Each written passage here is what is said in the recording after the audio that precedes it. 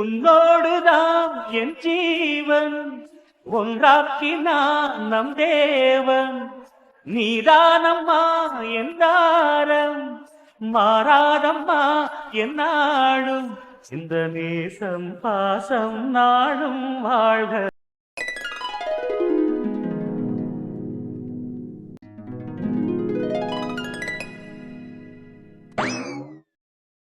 ஐயோ, இந்த அரவிந்தா என்னதான் சொல்றதுன்னு எனக்கு புரியல. தெளிவா சொல்லியிருக்கேன், சீக்கிரம் போகணும், ஃப்ரெண்டுக்கு மேரேஜ்னு. நான் கிளம்பிட்டோமா, நீ கிளம்புனா போகுதுன்னு சொன்னான். பிறகு வந்து ஆதிராவை பஸ் ஏற்றி வைக்கணும்னு சொன்னான். சரி நம்ம ரெடி ஆகிறதுக்குள்ளே வந்துடுவான்னு பார்த்தா வரவே இல்லை. ஃபோன் பண்ணாலும் எடுக்கல. ஸோ இனி இவன் எப்போ வந்து எப்போ கிளம்புறது? நம்ம போகிறதுக்குள்ளே அவள் கல்யாணமே முடிஞ்சு போயிடும் போல். போகிற வழியில் கொஞ்சம் பூ வாங்கி வச்சுட்டு போகணும்லாம் நினச்சேன். இனி இவன் வந்து நம்ம கிளம்பி போய் அவசர அவசரமாக ஓட வேண்டியது இருக்குது. தாரிணிமா, அப்பாடி, ஒரு வழியாக வந்துட்டீங்களா? போயிட்டு வரதுக்கு உங்களுக்கு டைம் போதுமா பாஸ்? கால் பண்ணாலும் எடுக்கிறது இல்லை. சாரிமா, கோச்சுக்காத, கொஞ்சம் லேட் ஆயிட்டு. அதான் என் ஃப்ரெண்டு கல்யாணத்துக்கு போகணுன்னு உன்னை வர சொன்னா, இனி என் ஃப்ரெண்டு வளகாப்புக்கு தான் கூட்டிகிட்டு போவ போல. கொஞ்சம் டைம் ஆயிடுச்சு, கோச்சுக்காத. சரி வா கிளம்பலாம். நீ ரெடி ஆயிட்டு இல்லம்மா? நானும் ரெடியாக தான் இருக்கேன். வா அப்படியே கிளம்புவோம். கோச்சுக்காத, நீ எவ்வளோ நேரம் அங்கே இருக்கிறேன்னு சொன்னாலும் நான் ஒன்றும் சொல்ல மாட்டேன். ஓகேவா? நம்ம லேட்டாக கூட அங்கேருந்து கிளம்பலாம். வா. ஒரு நிமிஷம் இரு.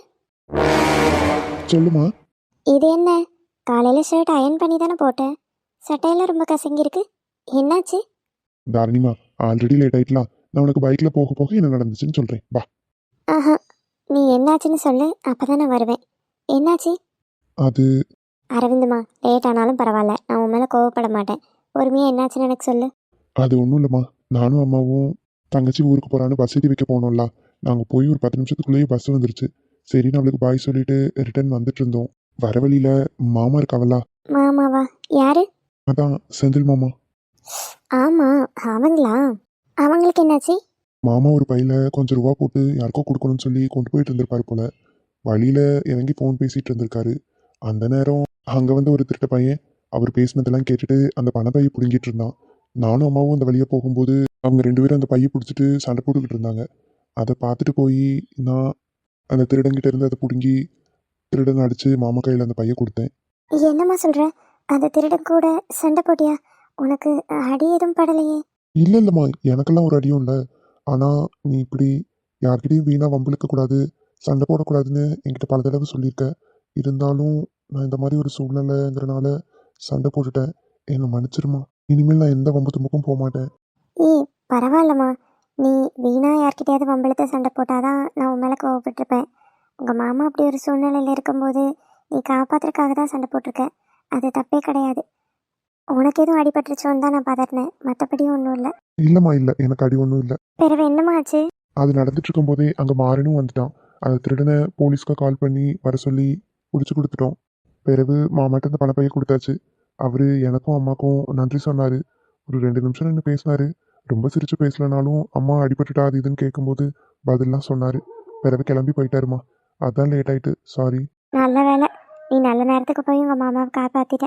அந்த பணமும் பத்திரமா இருக்கு, உங்கள் மாமாவுக்கும் எதுவும் அடிப்படலை. ஏன் லூஸு, நான் தான் நல்லா தானே இருக்கேன்.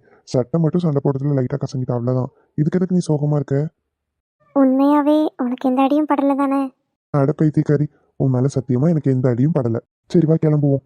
இல்லை வேண்டாம். ஏய், உன் ஃப்ரெண்டோட கல்யாணம் மறந்துட்டியா? வா. லேட்டாக போனாலும் பரவாயில்ல, வேற ட்ரெஸ் சேஞ்ச் பண்ணிக்கோவா. எதுக்குமா, இது நல்லா தான் இருக்கு வீடு. சொல்கிறத மட்டும் கேளு சரியா? வா, வேற ஷர்ட் மாற்றிக்கோ. சரி ஓகே. ஆ, இப்படி தான் ஷர்ட் பட்டன் அழகா போடணும். நீ என்ன போடுறியே? ஆமாம், இவ்வளோ நாள் நான் இது கூட பண்ண தெரியாமல் தானே இருந்திருக்கேன். ஆமாம், நான் தான் இப்போ உனக்கு அழகா போட்டு விடுறேன். நீ தான் போட்டிருந்தியே லூஸ் மாதிரி. பேரு தான் வாத்தியாரு, ஒன்றும் தெரியறது இல்லப்பா. பசங்களுக்கு தானே வாத்தியாரு, உனக்கு இல்லைல்ல. ஆமாம், எனக்கு நீ மக்கு புருஷனா? என்ன சொன்ன? மக்கு புருஷனா? ஆ, எரும மாடு. நீ தானே சொன்ன என்ன மக்குன்னு. மக்குன்னு சொன்னா கட்டி பிடிச்சா எல்லாம் சரியாயிருமா? விடு அரவிந்த், டைம் வேற ஆகுதுல்ல, என் ஃப்ரெண்டு கல்யாணத்துக்கு வேற போகணும்ல. ஃப்ரெண்டு கல்யாணத்துக்கு லேட்டாக போனால் ஒன்றும் தப்பு இல்லைன்னு நீ தானே சொன்ன. ஐயோ அரவிந்த், உன் ட்ரெஸ்ஸு கசங்கி இருந்துச்சுல, அதனால தான் அப்படி சொன்னேன். ஒரு ட்ரெஸ் சேஞ்ச் பண்ணுறதுக்கு என்ன 1 மணி நேரமாக ஆக போகுது? ஒரு 5 நிமிஷம் ஆகுமா? அதனால டக்குன்னு போயிடலான்னு நான் லேட்டாக போனால் பரவாயில்ல, வா ட்ரெஸ் சேஞ்ச் பண்ணலான்னு சொன்னேன். அதுக்குன்னு இப்படி பண்ணிகிட்டு இருந்தா டைம் ஆக தானே செய்யும். ஆனால் ஆகட்டும். ஆனால் ஆகட்டுமா, என் ஃப்ரெண்ட்ஸ் எல்லாருமே போயிருப்பாங்க, நான் தான் இப்போ லேட்டாக போவேன். நான் லேட்டாக போனால் உனக்கு பரவாயில்லையா? பரவாயில்ல இல்லதான், இருந்தாலும் உன்னை விட மனசு இல்லையே. அங்கே பின்னாடி ஜன்னல்லாம் ஓப்பனில் இருக்குது, யாராவது பார்த்தா? மேடம்க்கு இப்போ ஜன்னல் ஓப்பனில் இருக்கிறது தான் பிரச்சனைன்னு நினைக்கிறேன். நான் வேணா போய் க்ளோஸ் பண்ணிட்டு வரட்டா? ஐயோ சாமி, எனக்கு அது ஒரு பிரச்சனையும் இல்லை. நம்ம ஜன்னலை சாத்திட்டு ரூமையும் சாத்திட்டு கிளம்புவோம் ப்ளீஸ். இல்லை, கொஞ்ச நேரம் கழிச்சு போகலாமே. என்ன அரவிந்தமா இப்படி அடம் பிடிச்சிட்டு இருக்க நீ? என் செல்லம் இல்லை, என் தங்கம் இல்லை. No no no no no. இதுக்கு மேலே நீ ஏதாவது பண்ணனா என்கிட்ட அடி வாங்க போற. அடிச்சுக்கோ. என் பொண்டாட்டி கையால் அடி வாங்காம யார் கையில் அடி வாங்க போறேன்? ஐயோ, நீ வேற திருடனெல்லாம் பிடிச்சி அடிச்சிட்டு வந்திருக்க. திருடனையே அடிக்கிற, நான்லாம் ஏமாத்திரம் என்னை போட்டு ஒரு அடி அடிச்சிட போற. ஆ, இப்போ மட்டும் நீ என்ன திருடி இல்லைன்னு நினச்சிட்டு இருக்கியா? நீ திருடி தானே. திருடியா? ஏண்டா, இப்போ வரைக்கும் உன் பொருள் எதுலையாவது நான் கை வச்சிருப்பேனா? அப்படி என்னத்தை நான் திருடினேன்? நான் வந்ததுலேருந்து உங்கள் வீட்லேயும் சரி நம்ம ரூம்லேயும் சரி அப்படி எந்த பொருளும் காணாமல் போச்சுன்னு நான் கேள்விப்படவே இல்லை. நீ எப்படி என்ன திருடின்னு சொல்கிற? ஏய், அதெல்லாம் கல்யாணத்துக்கு முன்னாடியே திருடி தான் நீ. கல்யாணத்துக்கு முன்னாடியே திருடியா? என்னடா வளர்ற? ஆமா, என் இதயத்தை திருடினா இதய திருடி. ஐயோ கடவுளே, முடியல. போலூசு. கொலுசு மணி போல நான் சினுங்கி சினுங்கிய கிடக்க, என் வயசு பதநீரு நீ கலந்து கலந்து தேன் குடிக்க, நீ அள்ளி அணைக்க நான் கிள்ளி கொடுக்க, அடி மொத்தத்துல தூக்கங்கட்டு கண்ணுச்சவங்க. ஏமாமா, அம்மாவையும் மாமாவையும் சேர்த்து வைக்கிறதுக்கு ஏதாவது பிளான் போடுறேன்னு சொல்லிட்டே தான் இருந்தீங்க. கடைசியில் நீங்கள் ஒரு பிளானும் போடலை. கடவுளாக ஏதோ ஒரு பிளானை போட்டு இன்னைக்கு கொஞ்சம் ஏதோ பேசுகிற மாதிரி ஒரு சுச்சுவேஷன் ஏற்படுத்தி கொடுத்துருக்காரு. அதுவும் சரிதான். பாரு, அந்த நேரத்தில் உங்கள் அண்ணனும் உங்கள் அம்மாவும் அங்கே வராமல் இருந்திருந்தாங்கன்னா இப்படி எங்கள் அப்பாவுக்கு நடக்கிறது பார்த்துருக்கவே மாட்டாங்க. வந்ததுனால தான் எங்கள் அப்பாவுக்கு ஹெல்ப் பண்ணாங்க. ஆனால் எங்கள் அப்பாவுக்கு ஹெல்ப் பண்ணிட்டாங்கன்னு பேசணும்னு தோணுது. இன்னொரு பக்கம் கோவமும் தடுக்குது. அதனால கொஞ்சம் கொஞ்சம் பேசிட்டு அப்படியே கிளம்பி போயிட்டாரு. காலேஜ் முடிச்சு நேராக உங்களை பார்த்துட்டு போகலான்னு இங்கே வந்துட்டேன். ஆனால் இன்னைக்கு வீட்டுக்கு போனேன்னு வைங்களேன், எங்கள் அம்மா புராணம் தாங்க முடியாது. எங்கள் அண்ணன் என்கிட்ட இப்படி சொன்னா, எங்கள் அண்ணா என்கிட்ட அப்படி சொன்னா, இத்தனை வருஷம் கழிச்சு பேசிட்டான்னு ஒரே சந்தோஷமாக தான் இருக்கும். அதுவும் சரிதான். அவங்களுக்கு இத்தனை வருஷம் பேசாமல் இருந்து நல்லா அப்பா பேசினாரோ இல்லை ஏதோ பேசினாரோ, அவங்கள பொறுத்த வரைக்கும் பேசிட்டாருங்கிற சந்தோஷம் மனசு நிறைய இருக்கதானே செய்யும். அவ்வளோதான் விடு. அடுத்தடுத்து ஏதாவது இந்த மாதிரி நமக்கு ஒரு சூழ்நிலை அமையாமையாக போயிடும். கண்டிப்பாக இந்த மாதிரி ஏதாவது சூழ்நிலை அமையும். சீக்கிரமாக 2 குடும்பமும் சேர்ந்துரும்னு எனக்கு நம்பிக்கை இருக்கு. எனக்கும் தான் நம்பிக்கை இருக்குது. 2 குடும்பமும் சேர்த்து சூப்பராக நமக்கு கல்யாணம் பண்ணி வைப்பாங்க பாருங்க. ஆமாம், அத்தையோட கல்யாணத்தினால பிரிஞ்ச இந்த குடும்பம் நம்ம கல்யாணத்தினால கண்டிப்பாக சேரும். அப்படி பார்த்தா எங்கள் வீட்டில் பெருசாக கல்யாணம்னு எதுவுமே நடக்கலாமாம்மா. அரவிந்த் என்ன கல்யாணம் பண்ணும்போது அந்த அக்காவை லவ் பண்ணிட்டு இருந்தான். எங்கள் வீட்டில் எதுவும் இல்லைனாலும் அவங்க வீட்டில் ஒத்துக்கல. அதனால் வேண்டா விருப்பம் தான் அவங்க வந்திருந்தாங்க. சும்மா சிம்பிளாக 2 குடும்பமும் மட்டும் இருந்து கோயிலில் தான் தாலி கட்டினான். அடுத்து எல்லாரும் என்ன சொல்லிட்டு இருந்தாங்கன்னா, ஆதிராக்கும் எனக்கும் தான் சூப்பராக கல்யாணம் பண்ணணும், பையன் கல்யாணம் தான் இப்படி போயிடுச்சுன்னு சொல்லிட்டு இருந்தாங்க. ஆதிராக்கும் நினச்சே பார்க்க முடியல, திடீர்னு கல்யாணம் ஆயிடுச்சா. இப்போ நான் ஒருத்தி தான் இருக்கேன். அதனால் என் கல்யாணம் எங்கள் வீட்டில் சிறப்பாக பண்ணுவாங்க.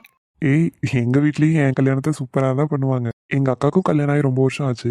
அதுக்கப்புறம் நடக்க போகிற கல்யாணம்னா என் கல்யாணம் தானே. எங்கள் வீட்லேயும் அது சிறப்பாக தான் பண்ணுவாங்க. ஆமாம், நம்ம ஏன் என் கல்யாணம் உன் கல்யாணம் பிரித்து பிரித்து பேசிகிட்டு இருக்கோம்? இது நம்ம கல்யாணம்னு சொல்லணும்ல. அடா ஆமாம், நமக்கு தானே கல்யாணம், மறந்தே போயிட்டேன். என்ன பண்ணுறது, தலையெழுத்து. தலையெழுத்தா? என்ன தலையெழுத்து? ஐயோ, நீ தப்பாக புரிஞ்சுட்டேன்னு நினைக்கிறேன். தலையெழுத்துனா ஆல்ரெடி கடவுள் எனக்கு நீதான்னு என் தலையில் எழுதிட்டாருன்னு சொன்னேன். நீங்கள் அப்படி சொன்ன மாதிரி ஒன்றும் எனக்கு தெரியல. அவ்வளோ கஷ்டமாக இருந்துச்சுன்னா என் கூட ஒன்றும் வாழ வேண்டாம். எவ்வளோ பிடிச்சிருக்கோ அவ கூடயே வாழ்ந்துக்கலாம். உண்மையாவா சொல்ற? ச்சே, இப்படி ஒரு ஆஃபர் கிடைக்கும்னு எதிர்பார்க்கவே இல்லை. ஐயோ, அப்போ எனக்காக ஒரே ஒரு ஹெல்ப் மட்டும் பண்ணுறியா? எனக்கு யாரை பிடிக்கும்னு நான் சொல்கிறேன், அவ கூட என்ன சேர்த்து மட்டும் வச்சிடுறியா ப்ளீஸ்? என்னை பார்க்க எப்படி தெரியுது? என்ன வேண்டான்னு சொல்லுவீங்களா? வேற பொண்ணு வேணும்னு சொல்லுவீங்களா? நானே இவருக்கு பார்த்து சேர்த்து வைக்கணுமா? வேணும்னா நீங்களே போய் அந்த பிள்ளைகிட்ட பேசி கல்யாணம் பண்ணிக்கோங்க. என்னால் ஹெல்ப் பண்ண முடியாது. மாமா நல்லா இருக்கணும்னு உனக்கு ஆசை இல்லையா? ஐயோ, இந்த படத்தில் காட்டுற மாதிரி நான் லவ் பண்ணுற பையன் எனக்கு இல்லைன்னா அவன் விரும்பின பொண்ணோட சந்தோஷமாக இருக்கட்டும்னு சொல்லுவாங்களே, அந்த மாதிரி பொண்ணெல்லாம் நான் கிடையாது. அப்புறம் எனக்கு இல்லைன்னா என் மாமா யாருக்கும் இருக்கக்கூடாதுன்னு நினைக்கிறவ. யாருக்கும் இருக்கக்கூடாதுன்னு நினைப்பியா? அப்போ என்ன கொன்றுவியா?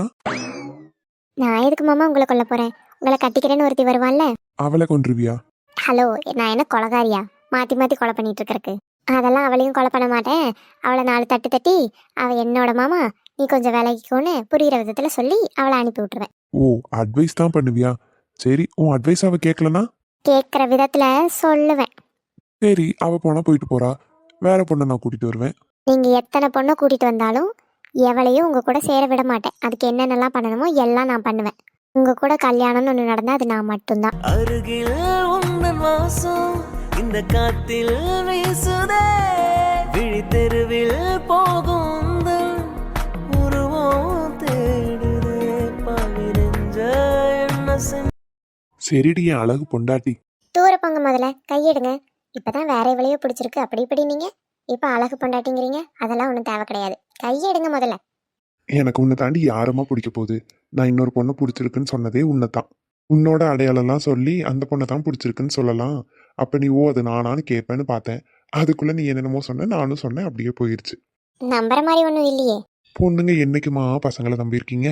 நம்புற மாதிரி இருந்தால் நம்ம தான் செய்வோம். அட உண்மையை தான் தங்க சொல்கிறேன். உன்னை தாண்டி எனக்கு யாரை பிடிக்கும் சொல்லு. ஏடி உன்னை தான் நான் லவ்வும் பண்ணுறேன், உன் காலத்தில் தான் தாலியும் கட்டுவேன்னு சொல்லிட்டேன். இதுக்கு மேலே என்ன சந்தேகம் மாமா மேலே? சந்தேகம்லாம் இல்லை, இருந்தாலும் வர வர கொழுப்பு அதிகமாயிருச்சு. கொழுப்பை குறைக்கிற விதத்தில் குறைச்சா சரிப்பட்டுரும். சரி, உனக்கு கொழுப்பை குறைக்கணும் அவ்வளோதானே, குறைச்சிக்கலாம். பேசுகிற வாய்க்கெல்லாம் ஒரு குறைச்சலும் இல்லை. எதுக்கடி கோவப்பட்டுட்டே இருக்க? கோவக்கார கிளியே என்னை கொத்தி விட்டு போகாதே, அருவாமனைய போல நீ புருவம் தூக்கி காட்டாதே. அட போங்க மாமா, பாட்ட பேர். அட கொஞ்சம் தான் சிரிய. ஆ சிரிக்கிறேன். இவருக்கு நாளைக்கு என் பிறந்த நாளுன்னு ஞாபகம் இருக்கா இல்லையா? எதுவுமே அதை பற்றி பேச மாட்டேங்கிறாரே. ஏன் மாமா, நாளைக்கு என்ன ஸ்பெஷல்? நாளைக்கு என்ன ஸ்பெஷல்? ஞாயிற்றுக்கிழமைனா கூட ஏதாவது கறி சாப்பிடுவேன், ஸ்பெஷலாக இருக்கும். நாளைக்கு என்ன சாப்பாடு செய்கிறாங்கன்னு தெரியலையே. ஐயோ மக்கு, இன்னும் சாப்பாடை பற்றி கேட்கல. வேற என்ன கேட்ட? நீ தானே என்ன ஸ்பெஷல்னு கேட்ட. ஆமாம் மாமா, நாளைக்கு என்ன நாள்னு கேட்டேன். நாளைக்கு செவ்வாய்க்கிழமை. சுத்தம் என் பிறந்த நாளே ஞாபகம் இல்லை. இதுக்கு தான் நான் போன வாரத்துலேருந்து சொல்லிட்டு இருந்தேன், அடுத்த வாரம் செவ்வாய்க்கிழமை எனக்கு பிறந்த நாளுன்னு. அப்படி சொன்னாவது இந்த மனுஷன் ஞாபகம் வச்சு நமக்கு ஏதாவது கிஃப்ட் வாங்கி தருவாருன்னு நினச்சேன். இவர் இருக்கிறத பார்த்தா நாளைக்கு ஒரு விஷ் கூட பண்ண மாட்டார் போல. ஏமா என்னாச்சு திடீர்னு சைலண்ட் ஆயிட்ட? நீங்கள் பண்ண வேலைக்கு சைலண்ட் ஆகாமல் என்ன செய்ய? ஒன்றும் இல்லை மாமா, நாளைக்கு நான் காலேஜுக்கு போகாமல் இருக்கலாம்னு நினைக்கிறேன். காலேஜுக்கு போகாமல் இருக்க போறியா? எத்தனை லீவ் போடுவ? எப்போ பாரு அப்பப்போ லீவ் போட்டுட்டே தான் இருக்க. ஒழுங்கா படிக்கிறியா இல்லையானே தெரில. பாரு, ஒழுங்கா படிச்சு நீ டிகிரி கம்ப்ளீட் பண்ணாதான் நான் உனக்கு கல்யாணம் பண்ணிக்குவேன். இதே என்ன புது கதை? அம்மா, இப்போ உள்ள பொண்ணுங்கள்லாம் எவ்வளோ படிக்கிறாங்க, நீ ஒரு டிகிரி படிக்கிறதுக்கு கஷ்டப்படுற. ஒழுங்கா காலேஜ் போ, லீவ் எல்லாம் போடக்கூடாது, சரியா? அட லூசு மனுஷா, நாளைக்கு என் பர்த்டே, அதான் லீவ் போடுறேன்னு சொன்னேன். சரி, இந்த மனுஷங்கிட்ட நம்ம பர்த்டேன்னு சொல்லவே கூடாது. அவராக கண்டுபிடிச்சி நாளைக்கு விஷ் பண்ணால் பண்ணட்டும், இல்லைன்னா நாளைக்கு இருக்கு இந்த மனுஷனுக்கு. என்னம்மா சொன்னது புரிஞ்சுதா? நாளைக்கு ஒழுங்கா காலேஜ் போ, சரியா? உனக்கு என்ன பார்க்கணும் போல இருந்துச்சுன்னா எப்பயும் போல காலேஜ் முடிச்சுட்டு வந்து பாரு. சரி. நானும் இவர்கிட்ட சொல்லி அழுத்து போச்சு. எத்தனை நாளாக சொல்லிக்கிட்டு இருக்கேன், இதை கொஞ்சம் க்ளீன் பண்ணி கொடுங்க, மேலெல்லாம் டஸ்ட்டாக இருக்குன்னு. வேலை செய்யணும்னா அவ்வளோ கஷ்டமாக இருக்குது. இதோ இப்போ ரெடி பண்ணுறேன், அப்போ க்ளீன் பண்ணுறேன், இப்போ க்ளீன் பண்ணுறேன்னு ஒன்றும் செய்யலை. சொன்ன வேலையெல்லாம் அப்படியே தான் கிடக்குது. தினமும் ஆஃபீஸ் போகணும் வரணும், வீட்டில் வந்தால் ஃபோன் பார்க்கணும்.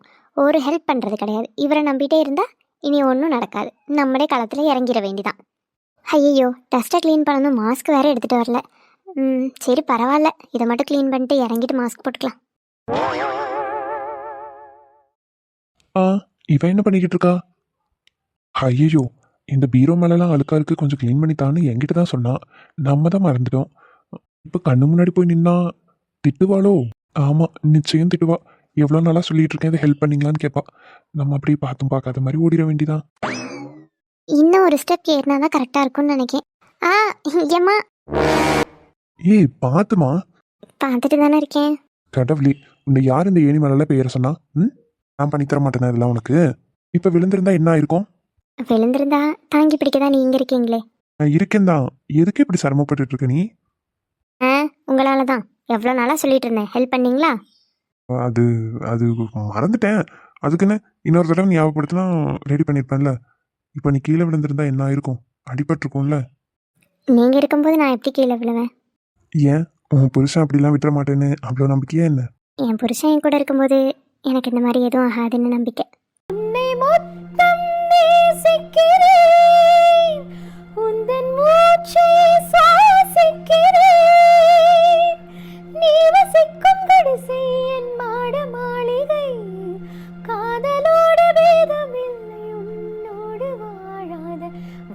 அவ்வளோ நம்பிக்கையா?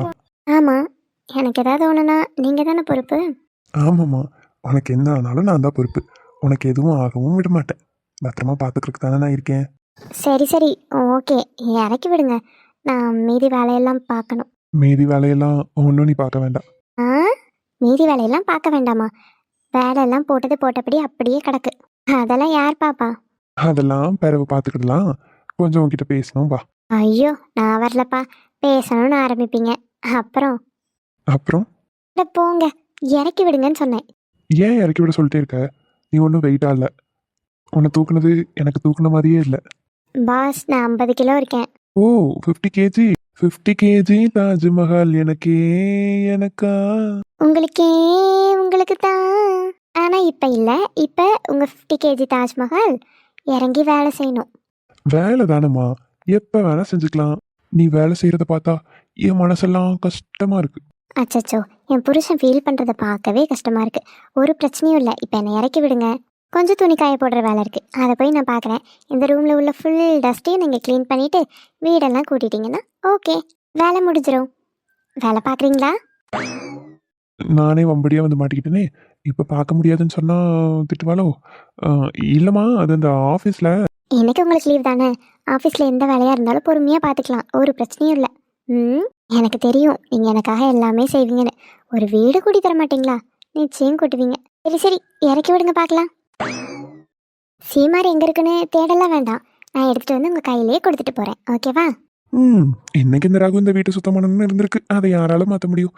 சரிம்மா, நீ போய் விளக்குமாறு எடுத்துட்டு வா. சரிங்க.